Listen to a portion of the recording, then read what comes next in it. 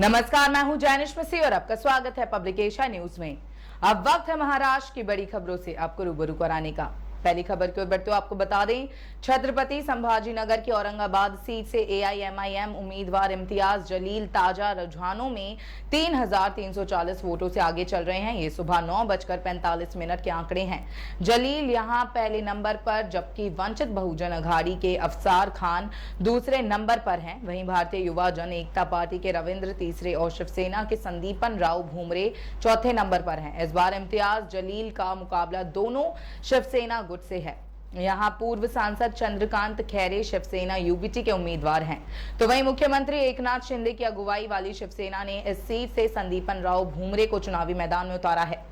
Aurangabad Lok Sabha seat पर चौथे चरण में वोट डाले गए थे। लोकसभा चुनावों की वोटिंग में यहां पर 63.03% वोटिंग दर्ज की गई थी। अगली खबर की ओर बढ़ते हुए आपको बता दें, महाराष्ट्र में लोकसभा चुनावों की गिनती जारी है। सुबह 9:30 बजे तक शुरुआती रुझानों के मुताबिक बीजेपी 7 सीटों पर आगे चल रही है। शिंदे गुट की भी 7 सीटों पर आगे चल रही है।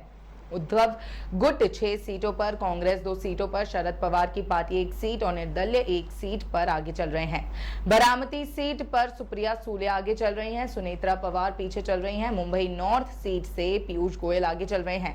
अमरावती में नवनीत राणा पीछे चल रहे हैं। बता दें कि महाराष्ट्र में मुकाबला एनडीए और इंडिया गठबंधन के बीच है। महाराष्ट्र में इंडिया को महाविकास अघाड़ी और एनडीए को महायुति के नाम से जानते हैं। महायुति में शिवसेना, बीजेपी और अजित पवार शामिल हैं। वहीं इंडिया गठबंधन में शरद पवार, उद्धव ठाकरे और कांग्रेस शामिल है। अगली खबर की ओर बढ़ते हुए आपको बता दें, लोकसभा चुनावों के नतीजों में ताजा रुझानों में महाराष्ट्र की अमरावती सीट से बीजेपी उम्मीदवार नवनीत राणा पीछे चल रहे हैं। नवनीत का मुकाबला महाविकास अघाड़ी के कांग्रेस नेता बलवंत वानखड़े से है। फिलहाल कुछ देर पहले नवनीत राणा बलवंत वानखड़े से आगे चल रही थी। अमरावती सीट पर लोकसभा चुनावों के दूसरे चरण में वोट डाले गए थे।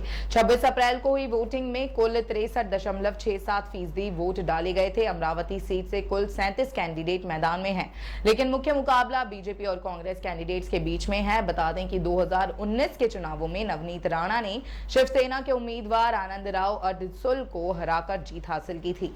वहीं अगली खबर की ओर बढ़ते हुए आपको बता दें, बारामती लोकसभा सीट में कड़ी टक्कर देखने को मिल रही है। सुप्रिया सूले यहां से 8,000 से ज्यादा वोटों से आगे चल रही हैं, लेकिन सुनेत्रा पवार भी लगातार मुकाबले में बनी हुई हैं और कड़ी टक्कर दे रही हैं।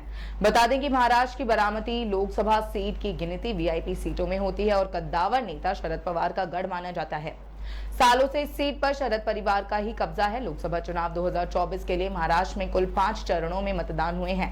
महाराष्ट्र की सभी 48 सीटों समेत देश भर की 543 सीटों पर नतीजों का ऐलान आज होगा।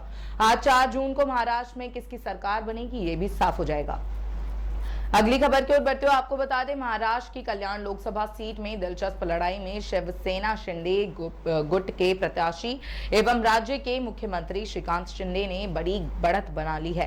वो 40,000 से भी ज्यादा वोटों से आगे बढ़ रहे हैं। उन्हें टक्कर दे रहे हैं शिवसेना उद्धव गुट, जिसने वैशाली दारेकर राणे को प्रत्याशी बनाया है। यहाँ से मौजूदा सांसद महाराष्ट्र के मुख्यमंत्री एकनाथ शिंदे के बेटे डॉक्टर श्रीकांत शिंदे हैं। सीएम एकनाथ शिंदे के बेटे के मैदान में होने की वजह से ये काफी हॉट सीट बन गई है। इस बार बीजेपी, शिवसेना शिंदे गुट और एनसीपी अजीत पवार गुट तीनों मिलकर एनडीए गठबंधन के तहत चुनाव लड़ रहे हैं। ऐसे ही तमाम खबरों के लिए देखते रहें पब्लिक एशिया न्यूज। धन्यवाद।